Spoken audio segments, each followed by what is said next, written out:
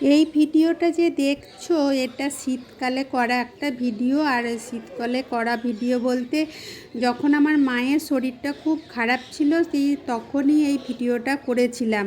মনে করেছিলাম সবাইকার সঙ্গে শেয়ার করব, কিন্তু শেয়ার হয়ে ওঠেনি। আর আমারও মন মেজাজ ঠিক থাকেনি, মনে করেছিলাম আর ভিডিওই করব না। কিন্তু ওই নেশা থাকলে যা হয়, তো আবার আর কি ভিডিও তোমাদের সঙ্গে শেয়ার করছি। তো ওই সময়ে বাপির একটা মানত ছিল, মা নার্সিংহোম থেকে ফিরে আসার পর বাপি ইচ্ছা যে মানতটা সবাইকে নিয়ে শোধ করে দেবো। মানে ওই মায়ের একদিন একটুখানি ভোগ দেবার ইচ্ছা, আর সবাই মিলে বসে একসঙ্গে ভোগ খাবার ইচ্ছা। এই যে চাতালটা দেখলে, এই চাতালটাতেই বসে সবাই ভোগ খায়। আর যারা যারা ভোগ খায় আগের দিনে এসে কুপন কেটে নিয়ে যায়। তো আমরা ভোগ দেব বলে সব ব্যবস্থা করে টাকা জমা দিয়ে গেছিলাম। আর এখন দেখছো যেগুলো, ওগুলো এই মা সর্বমঙ্গলা মন্দিরের সঙ্গেই আর কি, এগুলো শিবের মন্দির।